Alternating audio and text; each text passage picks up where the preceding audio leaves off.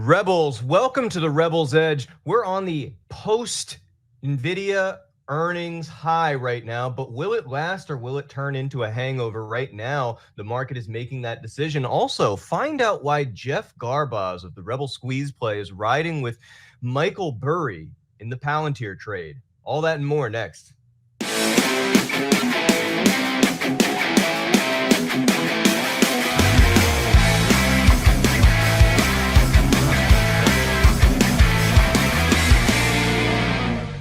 Rebels, welcome to the Rebels Edge. We finally have a green day in the market. Obviously, I am not John Nigerian. I am not Pete Nigerian. I'm not Mark Lepresti. I am Justin Nugent. He is not any of those guys either. He is Geoff Garbacz. Geoff, how are you doing today? Good. How are you? I'm doing really, really well. And I'm really excited to be able to talk to you about the market. Every time that we get to sit and talk about the market, I always come away with something new. And I'd love to just get right into it, honestly, with the macro minute. And I'm just going to go ahead really quickly and talk about breadth, because I know that Geoff also has something to say here. Breadth has not been great. What I was really hoping for was for today to be the big slam higher, right? We got NVIDIA's earnings coming out. They came out. It was good. The market has really no excuse left at this point. Not only that, as we'll talk about in the Fantastic Futures segment, we got the jobs data, and it's 4.4% unemployment. And we can talk about how that's historically not that big of a deal, but it's a big enough deal. And yet, we have stocks starting to fade. The only thing that I would note that is good, it's not great for the overall picture, but the IWM is still holding on to a pretty reasonable gain. That's the small caps. There's a lot of stocks in there, and there are more advancers than decliners. It's a good first step. We need to see it continue. Geoff, what do you think? Yeah, Jared, if you can show my screen right now, we're going to look at breadth kind of two ways. We're going to take a look at two ways to look at the advanced decline line. The first is simply just a daily advanced decline line cumulative. And you can see here's the Russell up top. And you can see as we bottomed in April, the daily advanced decline line bottomed in April. And then it ran to a peak in July, kind of went sideways, but now we've been coming down. And what's really interesting is where the cumulative AD line is, it's back into actually the end of April. So it has really dropped a lot. Now we look at it in a slightly different way as well. This is kind of a fun way to look at it as well. This is simply looking at the daily advanced decline line against a 30-day exponential moving average. And so if it's red, that means we're in a downtrend. And if it's green, we're in an uptrend. So you can see that all through like August and September, we were slightly positive, but now we've turned more red. And we're the most red we've kind of been since back in April. Now we're not at April levels at all. And then we also look at a weekly advanced decline line against a 12-week moving average. And we can see that here's where we are as well. We're not horrific, but we're definitely, like, for the recent last, say, 6 months, we're now at a lower level, kind of coming back into when we were coming out of it in April. So the question is, do we stop here, reverse, and then turn up and go positive? That's something that I am watching really closely. So that's all that I wanted to show on the two advanced decline lines. What do you think of those, Justin? I think that they're great, and I just want to make sure that I decode this for some of the newbies out there. Advanced decline, we're looking at all the stocks in the whole market, the total number of stocks that are rising and the total number of stocks that are falling. What we commonly see is that during periods that aren't feeling so good for the market, even if the SPY is doing all right because it's getting held up by a few big stocks, you'll usually see some pain under the surface in the form of exactly what Geoff is talking about. So if, for instance, there's 5,300 stocks in the NYSE, NASDAQ, and Amex, and 1,300 of them are rising, but 3,500 of them are falling, well then, that is not a great and healthy market. Typically, the only last thing that I would say about it is that usually in periods that are really corrective, which this one's not quite like that just yet, right? Or even in bear markets or anything like that, you usually find some great insights in the advanced decline, in the breadth, just looking for periods where we see some big 9-to-1 downside washout, followed by Oh a yeah, big 5-to-1 or 9-to-1 big capitulatory bounce where all the bears just got smoked. That's usually what I like to look for out of that data. Otherwise, it is a great market agreed, health tool. Yeah. agreed, Um, definitely. but yeah, I mean, honestly, I think we just covered we just covered the macro and the majority of what we really should have covered for fantastic futures as well in that segment. So I'd love to just hop right into NVIDIA if you're down, Geoff, because that is Yeah, obviously the big story of the day. Hell yeah. Okay, so here's your story of the day. NVIDIA is continuing to do amazing work.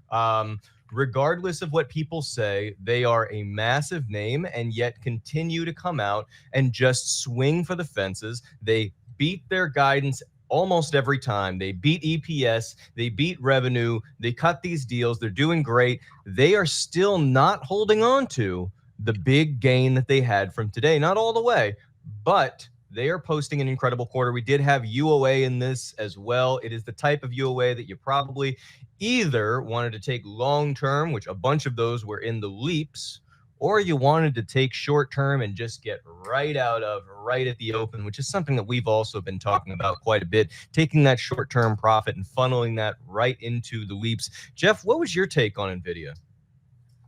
my take, it was good. I just wish that we didn't have such a big gap up, and that like it was less, and then we could add to it more easily than having a big gap up. Where lately big gaps have been sold off, and basically Nvidia held in there. It hit a high of 196, traded down to about 194, and then boom, it just sold off hard over the last hour. And by the way, if we look at the VIX in that same time period, the VIX just ripped. The VIX has gone from 20 up to 24 in that same time period. So this is basically someone's got a sell program going. You can Yeah. see it very clearly in the work. The way you see it very clearly that there's a sell program is that when you look at like it on whatever period you look at, I love to look at a 3-minute chart intraday. I can just see how the candles are all really close. There's not like huge candles. It's just a nice orderly program. It looks like it's run its course now. With SPY down at 664, we bounced off of that and we're at 665.12. So, but this is how the last couple of days have gone. You know, we get it. We trend one way, we trend another way, we trend again, and we're having 4 or 5 different moves through the course of the trading day, and that's continuing today. I mean, it's a trader's delight. You know, we were talking earlier before this thing started, and you know, I'd mentioned to you that I'd had a trade where I bought some puts at $1.33 and I sold them a little over $2. That was like a 50% move. But those same puts with this latest selling had gone all the way up to $5. I'm like, I'm an idiot. You know, I'm not an idiot. I mean, I would have made a lot more money, but that's all right. You know, and this is how the markets go. So you just take advantage of these opportunities. And I love to use moving averages on a shorter term basis. And when they cross, that's where I'm getting my buy signals on the bottom, and then they cross on the top, then I got a sell signal. I love to use those same metrics for when we're looking at momentum stocks as well. Honestly, this next section of stocks, I use that all the time talking about these short-term moving averages, and that is the data centers. These had a huge reaction off of NVIDIA. To be honest with you, Geoff, when I look at NVIDIA's earnings reaction, when I look at how the SPY is doing, and when I look at where I think the opportunity is, I was really looking at today to determine whether or not I wanted to sit in some of those NVIDIA leaps for longer term, or whether I wanted to turn that money into some of the names that I think producer Jared's going to pull up right now. These names are also fading a bit, but I just feel a little bit better about a long-term engagement on these names, which I think have a lot more upside to go personally, maybe some more than others, than perhaps even the Titan itself. NVIDIA, how do you feel about these very momentum-driven data center names? I'm out of them right now, quite honestly. I think that AI, power related back to AI, Bitcoin, they've all been kind of correcting, and I want to get an all clear signal before I come back into them. But I do think that when I want to come back into them, I'm still going to be able to have a lot of upside very quickly. We get 25 to 30% moves in a matter of days. That could really happen. The one name that I've been playing in our portfolio this week is IREN, and I think it was up like 9% today at one point during the day. So I'm nibbling a little bit on some of those, but I'm definitely being cautious on them as well. Interesting. Okay. So speaking of caution, this brings us right to the crux of what I brought up in the cold open about Palantir. Geoff, I want you to just take this one and run with it, because I know that you are riding with Mr. Burry here, but maybe for a different reason in Palantir. Tell me about it. I am. In our work, one of the biggest things we look for are long squeezes, a stock that's weak technically, and no one is short. And what's so interesting about Palantir is the CEO of Palantir, Alex Karp, is going after short sellers, saying they're shorting the stock, but the reality is they're really not short. The short ratio is only 0.59 days, and we have a thing called the short intensity. It's only at 16%. What Alex Karp is referring to is Michael Burry has taken on Palantir, saying that it's a short. My reason to short it is not because of the fundamentals that Michael Burry is coming with. I'm simply that it's a long squeeze right now, and I think the CEO's got it kind of wrong. He's not playing a short attack on his stock. He's playing the opposite. He's really at risk of the longs giving up, selling, and having no shorts covering out. So that's why we did a put spread on this thing earlier this week. So I love that. I'm going to give you one spot where I agree and one spot where I don't here. It's really, really cool. I sat with somebody yesterday in a coaching call to pair back or sell Palantir, and she was saying, well, I love this name a lot, but we went through a series of metrics. We have an AI sell signal in Palantir. It's below the 50 MA. The recent UOA is either gone or was incorrect in that name. We went through our whole list. It was a sell. I completely agree. One thing that I will say I do like personally, though, I actually like how much Alex Karp really wants to burn any shorts that may be in his name. I think it's good when CEOs care a lot about their stock price, personally speaking. I think it's important because it is the main reason why I personally was in these Palantir leaps way back when, and we had a really solid, 1,000% gain on these leaps. We ended up taking profit on them like a month ago, and that was largely due to how impassioned that CEO was about, hey, no matter what, we're going to make sure we pay back these shareholders. I was like, hey, great, awesome. Sounds excellent. Anecdotally, though, what's interesting is that there have been a lot of CEOs over time that have kind of gone after the shorts, if you will, and they concentrated more on that than running their business, and it hurt them in the long term. So that's where I'm coming from on the situation with Alex Karp right now, is like, focus on your business and just don't even bother about the short sellers. That's where I'm coming from. Slightly different angle.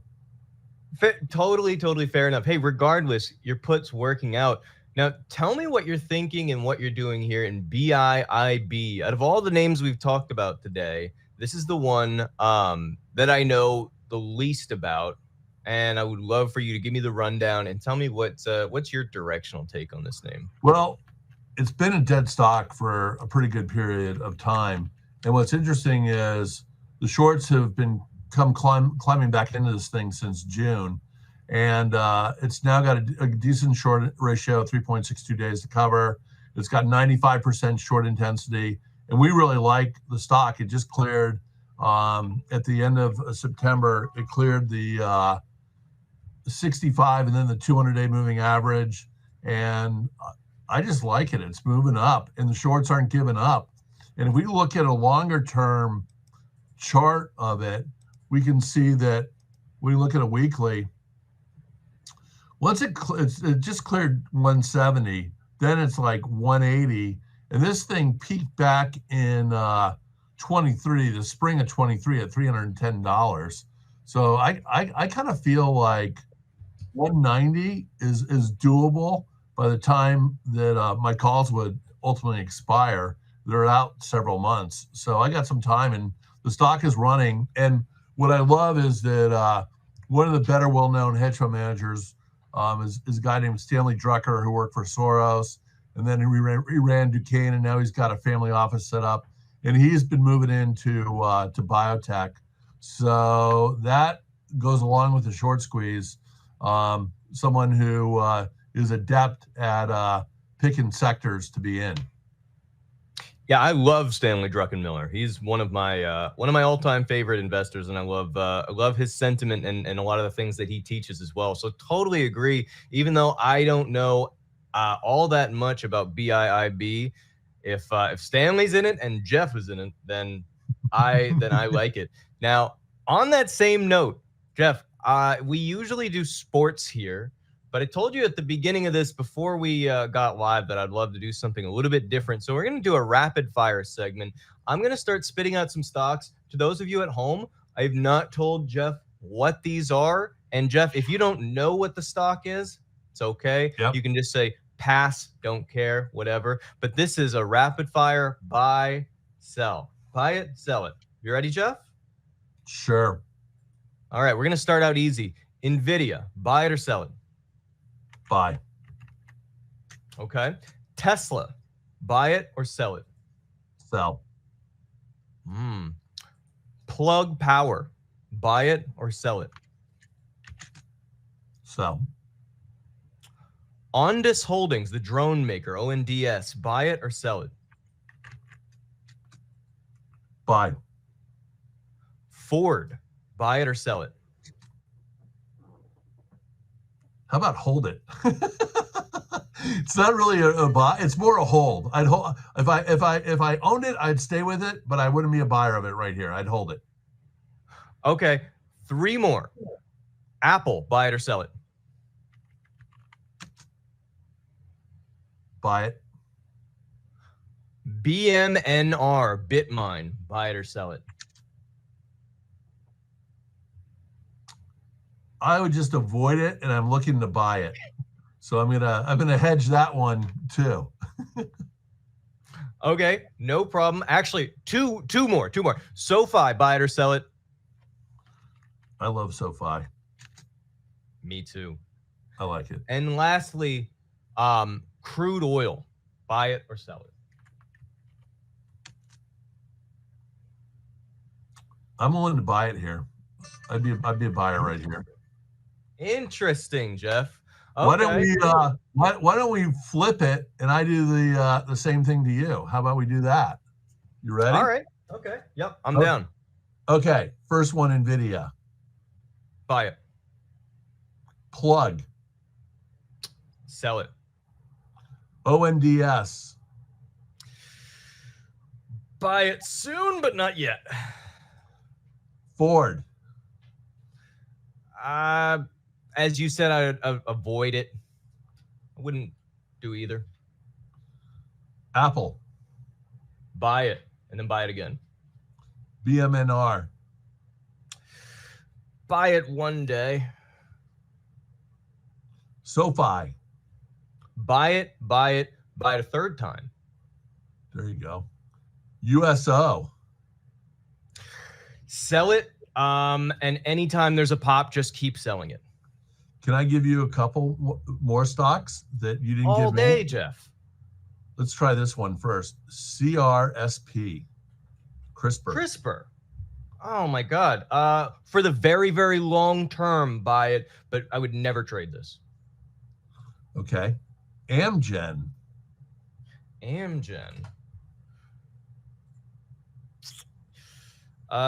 Yet again, long-term buy makes a lot of sense. Oracle. Oracle. Prefer the data centers. Decent spots to trade it. Wouldn't do either right now. And the last one, WDC, Western Digital. Oh, buy it, buy it, buy it, buy it. Buy it against the 9 EMA. Buy it against the 21 EMA. Tight risk all day. Well, that was fun. I enjoyed that. Me too. Oh, that was so awesome. Geoff, thank you so much, man. Thank you for coming on. Thank you for filling in. This is so cool. I hope we get to do more of these buy it, sell it segments later. Guys, let us know if you enjoyed that. Yeah. And otherwise, check out marketrebellion.com/get started for more. Get some of that great UOA that we talked about and all of the great services that guy is involved in as well. The Rebel Squeeze play, the Rebel setup. You can find all that and more on marketrebellion.com. Otherwise, we will see you on Monday at 1 p.m. One plug for you too. I am a reader of Rebel Roundup, and so I think having someone who's a professional who's reading you, besides just the typical investor, says a lot about it. I look forward to seeing what you do. There's sometimes I wake up in the middle of the night where I need to get a water or something, and I'll look and see like, oh, his thing came in, and I'll look and see what you wrote about. I love how you write. I love your style. So I'm a fan as well. Thank you, Geoff, and thank you to anyone out there who reads the Rebel Roundup. It means the world. And with that, guys, we're gonna head out. John and Pete will be back with you at 1 p.m. on Monday. See you then.